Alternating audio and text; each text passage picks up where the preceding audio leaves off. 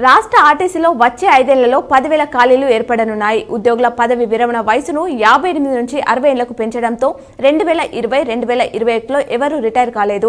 2022 నుంచి రిటైర్మెంట్లు ప్రారంభం కాగా గత ఏడాది ఏకంగా 2,325 ఖాళీలు ఏర్పడ్డాయి.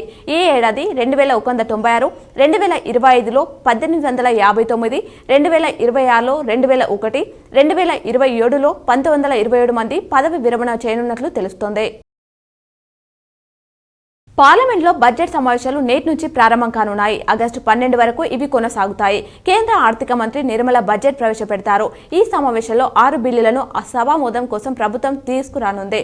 మరోవైపు నీట్ పేపర్ లీకేజీ, రైలు ప్రమాదాలు, కన్వర్ యాత్ర ఘటన వంటి అంశాలను విపక్షాలు తలెత్తనున్నాయి. టీఎస్ఆర్టీసీలో చాలా ఏళ్లుగా నియామకాలు లేకపోవడంతో దాదాపు 11,000 ఖాళీలు ఉన్నట్లు తెలుస్తుంది. ఇప్పటికే 3,035 ఉద్యోగుల భర్తీకి అధికారులు ప్రతిపాదనలు పంపారు.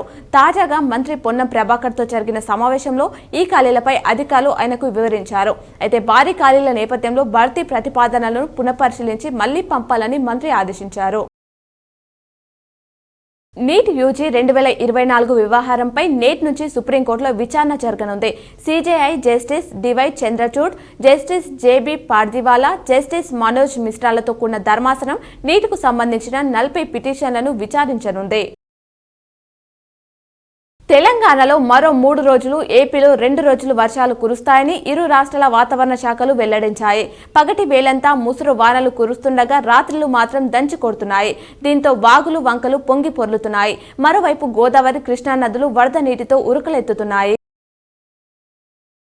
సోమవారం నిజామాబాద్ కలెక్టరేట్లో ప్రజావాణి కార్యక్రమం ఉంటుందని కలెక్టర్ రాజీవ్ గాంధీ హనుమంత్ అన్నారు. జిల్లా ప్రజలు సమస్యలు ఏమైనా ఉంటే ప్రజావాణి కార్యక్రమంలో లిఖితపూర్వకంగా రాసి అందజేయాలన్నారు.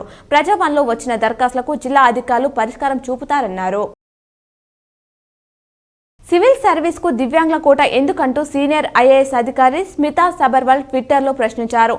దివ్యాంగులంటే పూర్తి గౌరవం ఉంది, కానీ విమానయాన సంస్థలు, పైలట్లకు, ఆసుపత్రి వైద్యులకు దివ్యాంగుల్ని నియమించుకోగలవా? పౌర సేవలు, కొలువులు సుదీర్ఘ శారీరక శ్రమతో కూడుకున్నవి. ఫిజికల్ ఫిట్నెస్ ఉండాలి. వీటిలో రిజర్వేషన్ ఎందుకు అని ప్రశ్నించారు. తెలంగాణ అసెంబ్లీ సమావేశాలు రేపటి నుంచి జరగనున్నాయి. ఈ సమావేశాల్లో పూర్తిస్థాయి బడ్జెట్తో పాటు స్కిల్ వర్సిటీ బిల్లుకు ఆమోదం తెలపనున్నారు.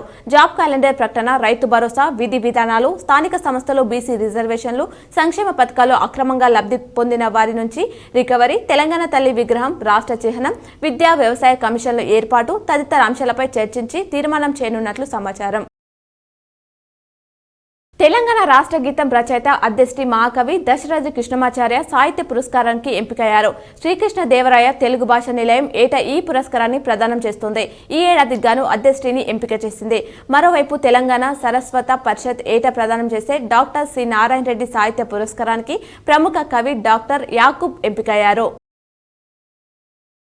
భీమ్గల్ మండలం కుప్కల్ గ్రామానికి చెందిన మాజీ భీమ్గల్ మండల బీఆర్ఎస్ పార్టీ అధ్యక్షుడు, మాజీ మార్కెట్ కమిటీ అధ్యక్షుడు, బీఆర్ఎస్ బాల్కొండ నియోజకవర్గ సమన్వయ కమిటీ అధ్యక్షుడు, మాజీ సర్పంచ్ గున్వీర్ రెడ్డి మోర్తాన్ మండల కేంద్రంలో బాల్కొండ నియోజకవర్గ కాంగ్రెస్ పార్టీ ఇన్ఛార్జ్ ముత్యాల సునీల్ కుమార్ సమక్షంలో కాంగ్రెస్ పార్టీలో చేరారు.